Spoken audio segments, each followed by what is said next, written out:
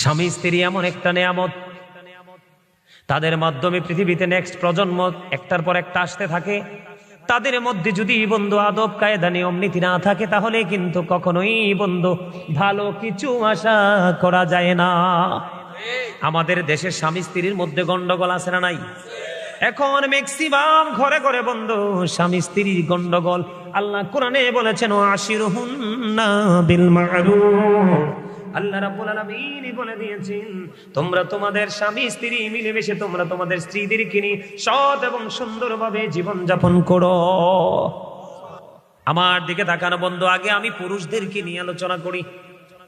আমাদের পুরুষদেরও বন্ধু দোষের শেষ নাই, আছে না নাই?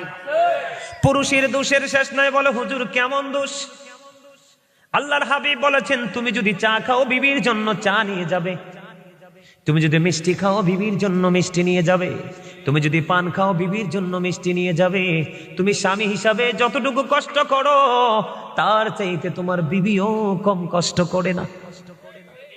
তুমি অফিসে চলে যাবে, সকালবেলা সে পেরেশানি করে রান্না করে দেয়, তোমার কাপড় চোপড় তোমার অফিসে যাওয়ার সবকিছু জোগায় দেয়, এমনি করে করে যে যেই জায়গায় যায় তাকে রেডি করে দেয়, দেয় কি দেয় না?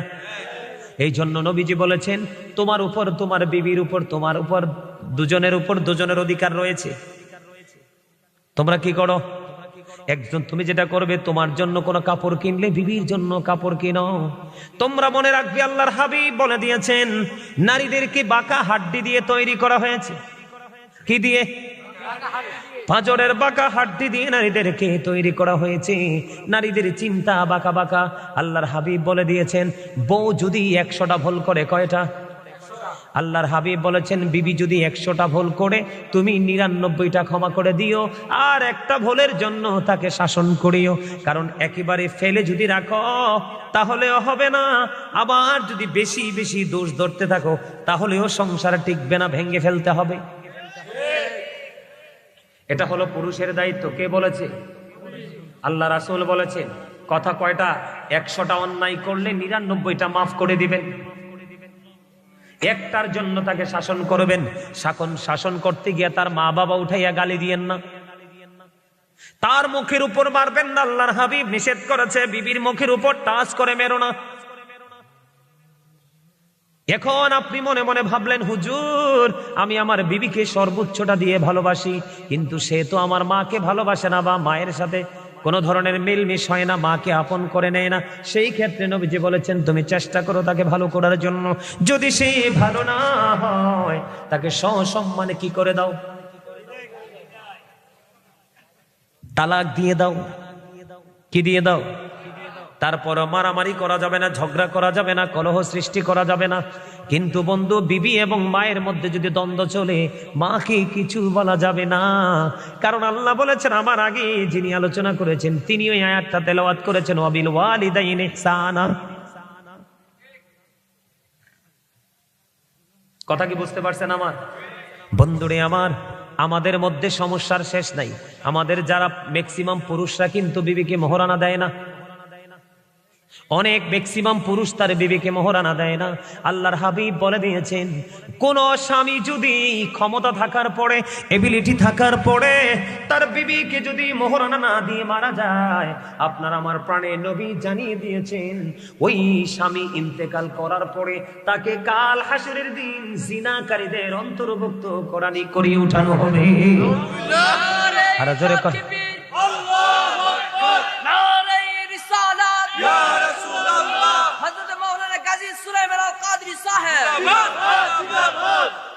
মারহাবা বলেন।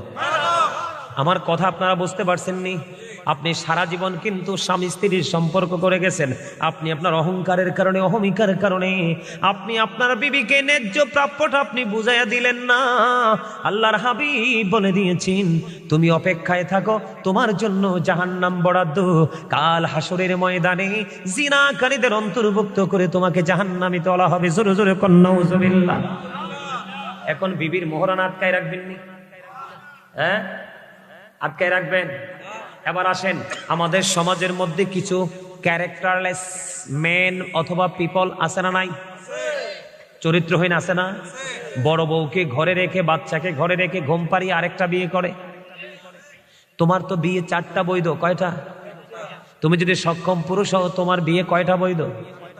আল্লাহর হাবিবকে একদিন আল্লাহর হাবিবকে একদিন একজন বিবি প্রশ্ন করলেন, ইয়া রাসূলুল্লাহ, ইয়া হাবিবাল্লাহ, নবী গো, আপনি কাকে বেশি ভালোবাসেন? খেয়াল করবেন, কাকে বেশি ভালোবাসেন? নবীজি ওই বিবিকে একটা খেজুর দিলেন। কয়টা খেজুর? একটা খেজুর দিলেন। নবীজি বললেন, তোমাকে যে খেজুর দিছি ওটা আরেকজনকে বলিও না। এমনি করে করে করে করে বন্ধু একটা একটা একটা একটা করে সবগুলো বিবিকে একটা একটা করে খেজুর দিলেন। এখন বিচি ফালাইতে যাই, একজনে ফালাইতে গেছে, আরেকজনে দেখে ফেলছে, বুবু তুমি কি ফালাইলা? আমি একটু খেজুরের বিচি ফালাইছে। কে দিছে? আমার নবীজি দিয়েছে। এমনি করে করে করে করে নবীর যতগুলো বিবি সবাই দেখে একটা একটা করে খেজুরের বিচি ফালায়। তার মানে সকল বিবি জানতে পেরেছে আমার নবী রাহমাতাল লিল আলামিন কাউকে কম কাউকে বেশি নয়, আমরা সকলকেই সমানভাবে ভালোবাসে। আমরা সেই নবীর উম্মত হয়েছি, কিন্তু সেই নবীর আদর্শকে ধারণ করতে পেরেছি? পারি নাই বন্ধুরে আমার, আমি আপনাদেরকে বলি, একজন বিবি কি করলো, একজন স্বামী কি করলো? বড় বউকে ফেলে ছোট বউকে বিয়ে করলো। এখন ছোটটারে বিয়ে করার পরে বড়টার কোনো খবর রাখে না, খোঁজ রাখে না। আছে না নাই? আপনাদের এই তেতুয়ারাতে আসেনি? আমার তেতুয়ারা তো আছে। ওটা এটা আবার কি কথা? হ্যাঁ, কত জঘন্য খবর দেখেন। আল্লাহর নবী, আপনার আমার প্রাণের নবী রাহমাতুল লিল আলামিন, তিনি বলে দিয়েছেন, বন্ধু, একটা বিবিকে রেখে তুমি আর একটা বিবি বিবাহ করলে, এখন তোমার সব অধিকার দ্বিতীয় বিবিকে দিয়ে দিলে, বড় বউকে তুমি বঞ্চিত করে দিলে। নবীজি বলেছে, স্বামী হয়েছ, যোগ্য স্বামী হতে পারোনি, কাল হাসরের ময়দানে তোমাকে অর্ধাংশ কুজু করে উঠানো হবে। জোরে জোরে কন্যা নাউজুবিল্লাহ। আপনারা মনে রাখবেন, আল্লাহর হক যদি নষ্ট হয়, আল্লাহ চাইলে আপনাকে ক্ষমা করে দিতে পারে, কিন্তু বান্দার হক নষ্ট করলে সে ক্ষমা না করা পর্যন্ত আপনার উপায়। ঠিক কিনা বলেন? এখন দাম্পত্য জীবন সুখের করা লাগবে কি লাগবে না? এখন করতে হলে কি করতে হবে? ইসলামের আইন মানতে হবে। বন্ধুরে, আবার আমি একটু বিবিদের কাছে যাব, স্ত্রীদের কাছে যাব, কারণ এখন আমাদের সমাজে একটা জিনিসের প্রচলন বেশি বেড়েছে। কি?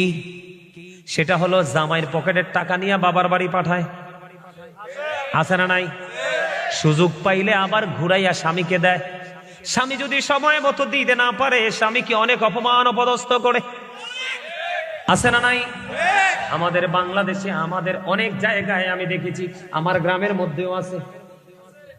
আপনারা ইমাম সাহেবের দিয়ে মনটা খারাপ জিগানছে, কি তো হয়েছে?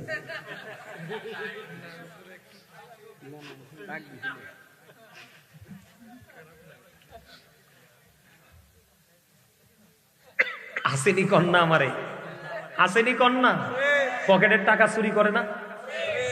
স্বামীর পকেট থেকে যদি কোনো বিবি টাকা নেয়, এটাকে চোর বলা যাবে না, এটা প্রেম। কথা কয় না? আছে না নাই?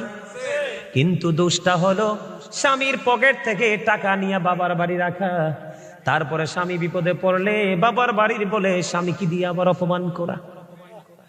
মদিনাতুল মুনাওয়ারায় ছোট্ট একটা ঘটনা বন্ধু শোনেন। মদিনাতুল মুনাওয়ারায় এক বুড়িমা গভীর রজনীতে স্বপ্নে দেখলেন তার মেয়ে মারা গেছে, মেয়ের স্বামী পৃথিবীতে আছে। ওই বুড়িমার মেয়ে পৃথিবী ছেড়ে চলে গেছে। এখন ওই বুড়িমা গভীর রজনীতে বন্ধু স্বপ্নে দেখলেন, তিনি স্বপ্নে দেখলেন তার মেয়েকে জাহান্নামের মধ্যে ফেরেশতারা মাথার মধ্যে আগুনের পেরেক বসাচ্ছে, হাতের মধ্যে আগুনের বেড়ি পড়িয়ে দিয়েছেন, পায়ের মধ্যে ঠিক সেম ভাবে পড়িয়ে দিয়েছেন। তখন এই বুড়িমা মেয়েকে প্রশ্ন করলো, মা, তোমার এই দুর্দশার কারণ কি? মা গো, আমি জীবনে আমার স্বামীর কথা শুনিনি, আমি স্বামীর কথা অমান্য করে স্বামীর পকেট থেকে টাকা চুরি করে বাবার বাড়ি পাঠাইছি, আমি স্বামীর কথা অমান্য করে এই বাড়ি থেকে ওই বাড়ি চলে গেছি। আমি এমন কোন অপমান অপদস্থ নাই আমি আমার স্বামীকে করিনি। আমি মরার পরে স্বামীকে অপমান করার কারণে আজকে আমার এই দুর্দশা। বন্ধু, স্বামী কিন্তু বেঁচে আছে। বুড়িমার রাত পোহায় গেল, সকাল যখন হলো স্বামীর কাছে চলে গেল, মেয়ের হাজবেন্ডের কাছে চলে গেল। বাবা গো, আমার মেয়েটা তোমাকে অনেক কষ্ট দিয়েছে জীবনভর, আমার মেয়েটা পৃথিবী ছেড়ে চলে গেছে। আমি স্বপ্নে দেখেছি আমার মেয়েটা খুব খারাপ অবস্থার মধ্যে আছে, তুমি আমার মেয়েটাকে ক্ষমা করে দাও। এখন স্বামী বলতেছে না না না, আমি কোনোদিন তাকে ক্ষমা করব না।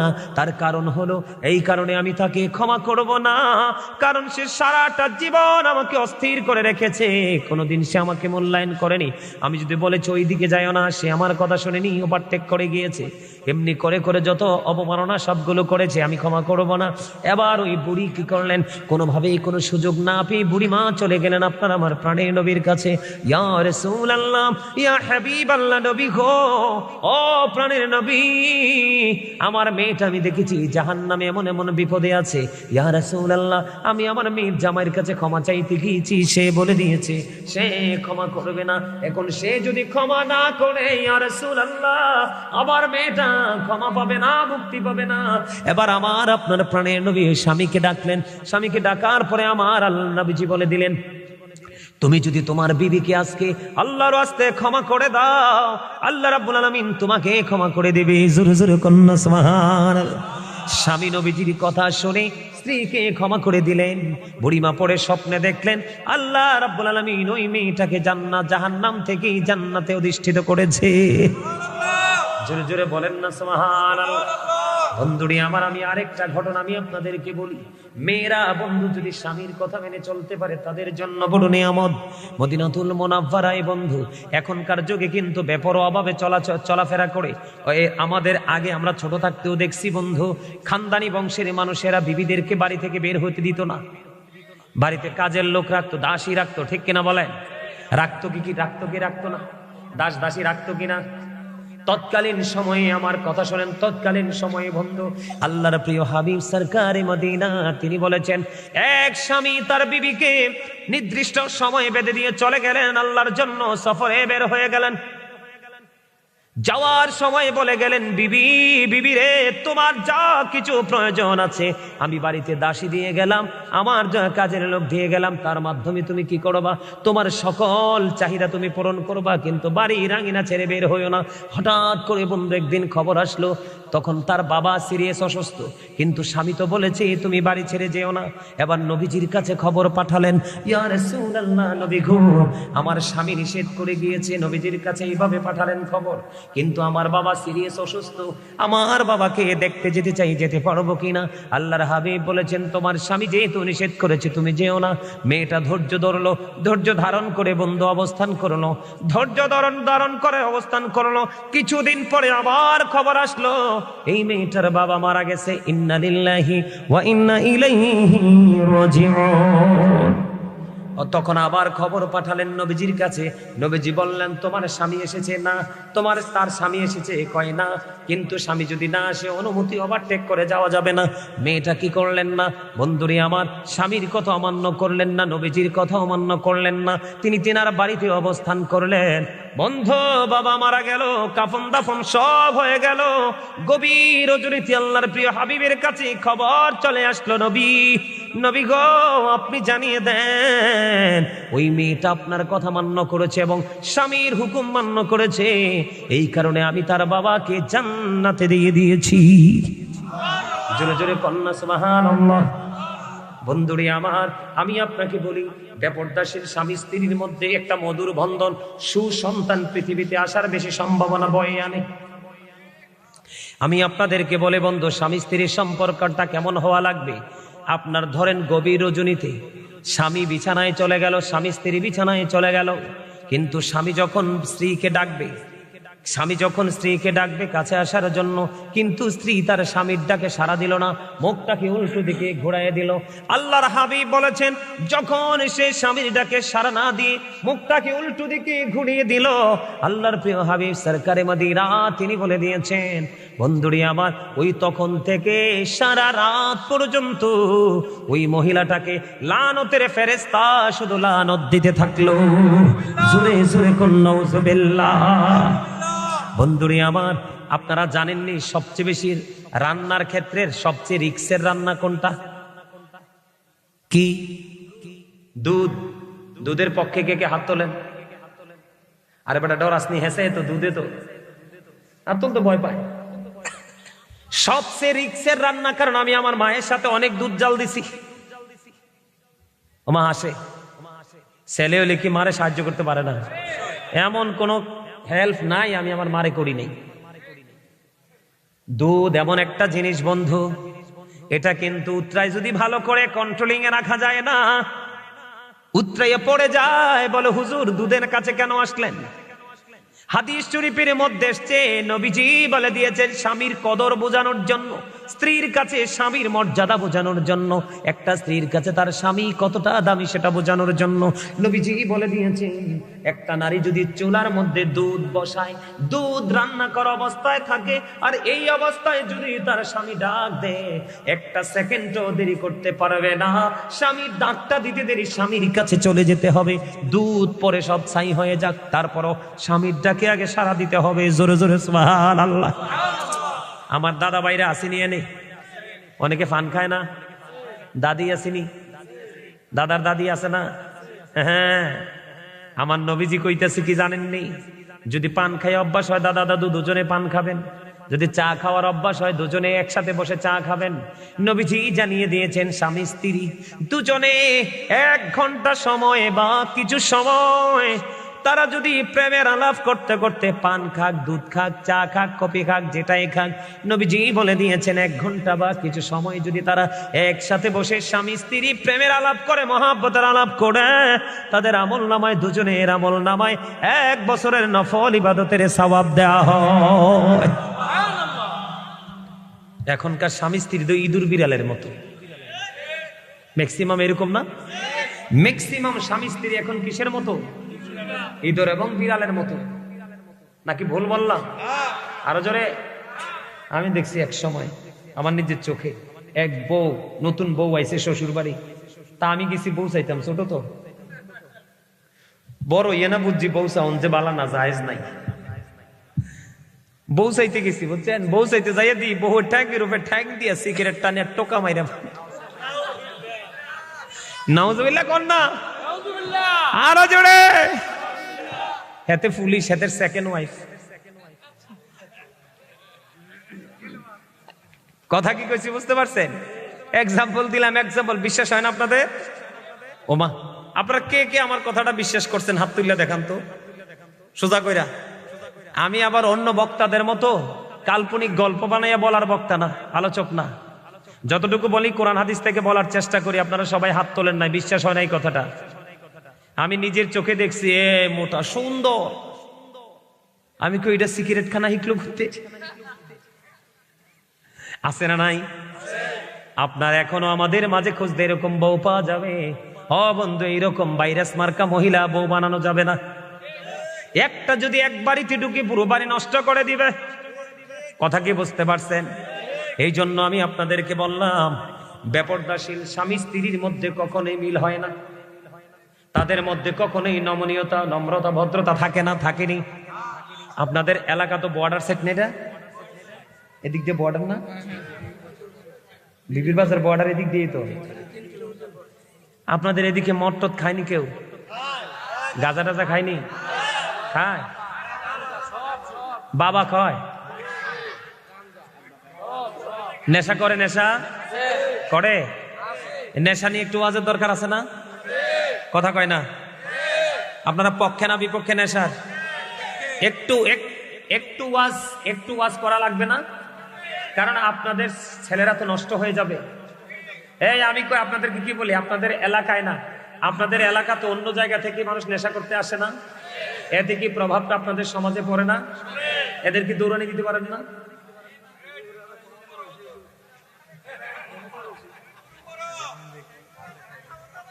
কেন বলছি জানেন? আমার কথা শোনেন। যে অন্যায় করে এবং যে অন্যায়কে প্রশ্রয় দেয় দুজন সমান অপরাধী। কে? আমরা তো মুসলমান, আমরা কি এই কাজ তো আমাদের কাজ না, এই কাজ হচ্ছে বেঈমান কাফেরদের কাজ। এই কাজ কার কাজ? এটা আমরা মুসলমানদের কাজ। আমি আপনাদেরকে বলি, এটাকে আপন করবেন নাকি এটাকে বয়কট করবেন সেটা আপনারা সিদ্ধান্ত নেবেন। এদিকে তাকান। আল্লাহ রাব্বুল আলামিন পবিত্র কালামে হাকিমে বলেছেন, বলবো, ইন্নামাল খামরু ওয়াল মাইসিরু ওয়াল আনসাবু ওয়াল আজলামু রিজসুম মিন আমালিশ শাইতান। এদিকে তাকান। মদ, জুয়া, মূর্তি, ভাগ্য গণনা, এগুলো ঘৃণ বস্তু, শয়তানের কাজ। কার কাজ? এগুলো কার কাজ? কে বলেছে? আল্লাহ। এখন আপনারা আসেন, শয়তান কি আপনার আমার বন্ধু না শত্রু? ইন্নাশ শাইতানা লাকুম আদুউন ফাত্তাখিযুহু আদুওয়া। Satan is the eternal enemy of the believers. ইমানদারদের প্রকাশ্য শত্রু হলো শয়তান। কারণ মুসলমান ইমানদার যত খারাপ কাজ করে সব শয়তানের ধোঁকায় পড়ে করে। আমি আপনাদেরকে বলি, বাবা আদম আলাইহিস সালাম এবং মা হাওয়া, তারা কি জান্নাত থেকে বের হইছে না? তারা যখন জান্নাতে ঢুকছে, আল্লাহ তাদেরকে বলছে, তোমরা জান্নাতের যেখান থেকে মন চায় গন্ধের ধোঁকায় পড়ে যখন তারা গন্ধম খেয়ে ফেললো, কি করলো? গন্ধম খেয়ে ফেললো। আল্লাহ রাব্বুল আলামিন তাৎক্ষণিকভাবে অর্ডার দিয়ে দিলেন, কুল নাহবিতু মিনহা জামিআ, you get down all from here. Allah তাদেরকে জান্নাত থেকে আউট করে দিলেন। তাও কেমন ভাবে বের করছে জানেননি? তাদের শরীরে কিন্তু কোনো পোশাক ছিল না। তারা যখন এই গন্ধম ভক্ষণ করলো, আমি আপনাদেরকে একটু বলবো কৌশলটা, মানে এটা আপনাদেরকে বলা আমি মনে করি একটু দরকার, আপনাদের শোনা দরকার। তাহলে আমি মনে করি একজনা যদি হেদায়েতের পথে আসে, এটা আমাদের জন্য অনেক বড় নিয়ামত। বলবো? শোনেন, আমি গন্ধম গাছটার উৎপত্তি স্থল, গন্ধম গাছটা কোত্থেকে তৈরি হয়েছে এটা একটু বলি। এটা বললে আপনি মদ, গাঁজা, শয়তানের কৌশল, এগুলো একটু কতটা ঘৃণ্য জিনিস বুঝতে পারবেন। সম্মানিত উপস্থিতি, যখন আদম ও সফিউল্লাহকে সৃষ্টি করা হয়েছিল, বানাইছিল আল্লাহ, এক একজন এক এক রকম মত দিছে, এক একটা রিওয়ায়াতে এক এক রকমের বর্ণনা আসছে। কেউ বলে যে 40 দিন, কেউ বলেছে 40 বছর, কেউ বলে 40,000 বছর পরে আদমের দেহে রূহ দেওয়া হয়েছে। কি দেওয়া হয়েছে? আদমকে সব ফেরেশতারা দেখে দেখে দেখে দেখে প্রশংসা করেছে। যাকে আল্লাহ রাব্বুল আলামিন বানাইছেন মুআল্লিমুল মালাইকা, যাকে ফেরেশতাদের লিডার বানাইছে। কি বানাইছে? লিডার বানাইছে। তাকে আল্লাহর আরশের পাশে স্থান দিয়েছে। যখন সে জানতে পারলো আল্লাহ রাব্বুল আলামিন আদমকে বানাবে, তখন সে ফেরেশতাদেরকে প্রশ্ন করেছিল, আল্লাহ নাকি আদম বানাবে, আদম বানালে তোমরা কি আমাকে ভালোবাসবে নাকি নতুনটাকে?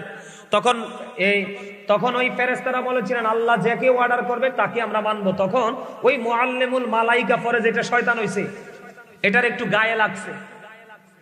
তো সবাই দেখে আদম ও সফিউল্লাহকে দেখে প্রশংসা করেছে। কিন্তু এই শয়তান কি করছে? যখন আদমের বডিতে গেছে, আদমের বডিটাকে বিচরণ করেছে, দেখেছে, কিন্তু আদমের বডিতে একটা বদ্ধ কোঠা ছিল। কি ছিল? বদ্ধ কোঠা ছিল। সব জায়গায় ঢুকতে পারছে, কিন্তু বদ্ধ কোঠায় ঢুকতে পারে, কারণ এটা রুহের জগৎ, অত্যন্ত পবিত্র জগৎ, এখানে শয়তান ঢুকতে পারে নাই। আমি এইখান থেকে বের হয়ে আইসাই সে থুতো ফালাইছে। নাউজুবিল্লাহ বলেন। মানে আদম সফিউল্লাহর এই বডিটাকে দেখা সে বের হইল, বের হইয়াই সে আপনার আদমকে দেখে ঘৃণা করে এই শয়তান থুতু ফালাইছে। এই থুতু ফালানোর সাথে সাথে থুতু থেকে কুকুর জন্ম হয়েছে। এই কারণে কুকুর সৃষ্টি জগতের মধ্যে সবচেয়ে নাপাক।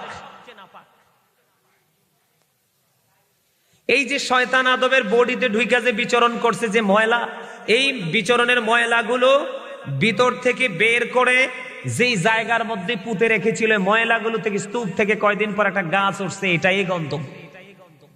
নাউজুবিল্লাহ বলেন। এটাই কি? গন্ধম। এটা তো নিকৃষ্ট জিনিস। আপনার এই গন্ধমে আল্লাহ রাব্বুল আলামিন জান্নাতে যখন আদম হাওয়াকে থাকতে দিলেন, বলেছেন তোমরা যেখান থেকে মন চায় সেখান থেকে খাইও, কিন্তু গন্ধম খায়ও না। শয়তান তো কোনোভাবে, কারণ শয়তান তো জান্নাতে ছিল, দেখছে, এখন তারে না ওইখান থেকে বের করে দিছে। আদম আলাইহিস সালামকে দেখে ঘৃণা করেছে, সে মানতে রাজি না, আদমকে সেজদা করতে রাজি না। আল্লাহ তাকে চির অভিশপ্ত করে তো এখান থেকে আউট করে দিল। তখন শয়তান আল্লাহকে বলেছে, আল্লাহ তোমার ইজ্জতের কসম, তোমার বান্দাকে পথভ্রষ্ট করব। কি করব? এখন সেই কাজ তো শুরু করে দিছে।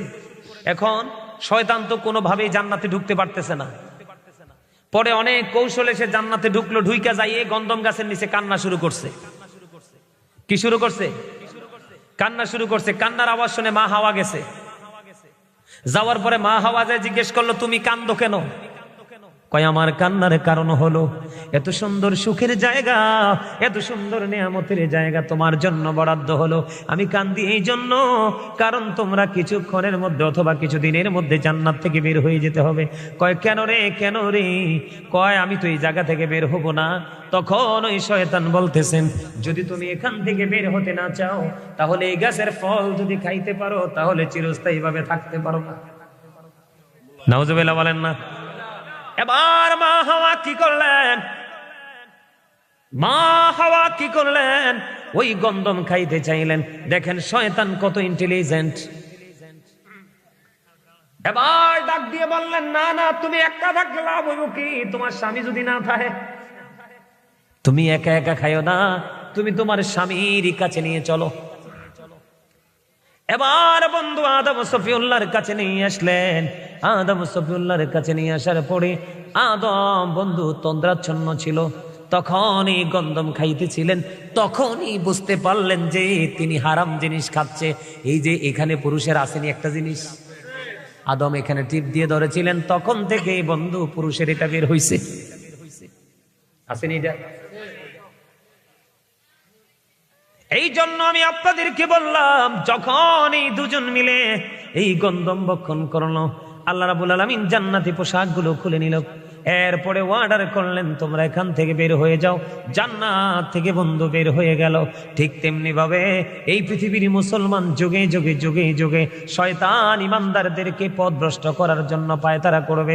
শয়তান বলেছে, আল্লাহ আমি তোমার বান্দাকে ওই পর্যন্ত, আমি তোমার বান্দাকে ওই পর্যন্ত পথভ্রষ্ট করতে থাকবো যেই পর্যন্ত তার দেহে প্রাণ আছে। আল্লাহ ডাক দিয়া বলে, শয়তান তুমিও শুনে রাখো, আমি আমার ওই বান্দাগুলোকে ওই পর্যন্ত ক্ষমা করতে থাকবো যেই পর্যন্ত আমার বান্দা আমার কাছে ক্ষমা চাইতেই থাকবে।